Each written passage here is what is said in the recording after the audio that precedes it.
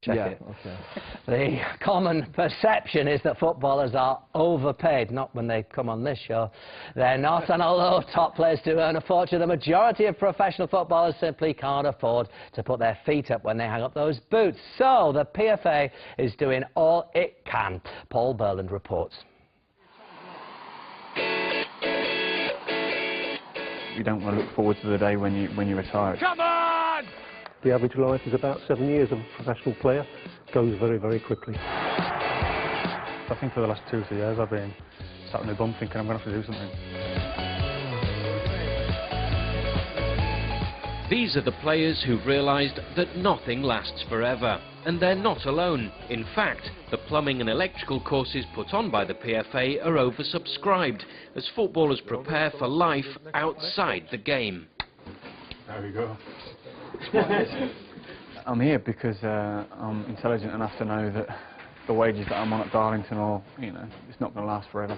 It's not too dissimilar to, the environment that we've got at the training ground with the lads. I think the main thing that we've particularly noticed with these guys is just the sheer teamwork. And that's a massive skill, especially within any kind of form of learning. And we've particularly found on both of the courses that they've been doing that they've actually worked well together, they've encouraged each other, and that's really helped them advance. Put that under ohms. Under what? Ohms, the orange. Yeah. Put your 2 ends together, make sure it comes to 0. A few of the lads have really took the plumbing part of it. The electrician side is totally different. It's a lot more brain work really, so we're struggling with that and maybe going to electrocute ourselves, but I think the plumbing side of it is really enjoyable. Boys with the ties when you're bending pipes and you're welding them together and soldering them together, it's just fantastic.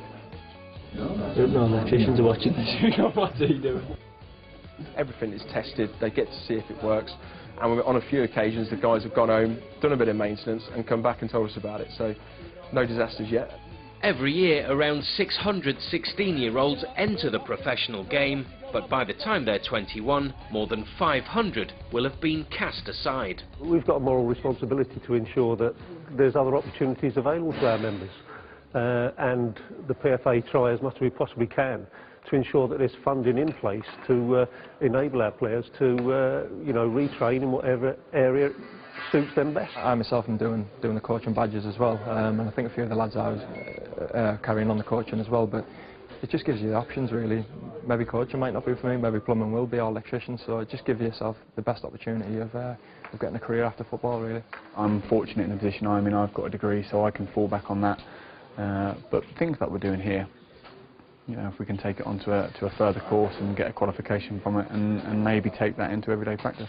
We've got wine tasters, we've got dog groomers, and you'd never think of players going into those sorts of careers, but they do, and they make a success of them. There are only so many jobs putting years of experience to good use after the last ball has been kicked, whether it's in the media or as a coach, and the mega money contracts of the Premier League stars are nothing less than a pipe dream for lower league players. I think if you'd spent 10 years in the Premiership, this would be the back of your mind completely. But, I think a lot of the lads here will earn a decent living, but not enough where you can just sit down and retire at 35. We've probably got 5% of players that will be able to never work again. But lads in the lower divisions, they've got to prepare for their futures after the game. Obviously you've got to do something else. A lot of us have got families and obviously mortgages, so I'm afraid it's going to be work.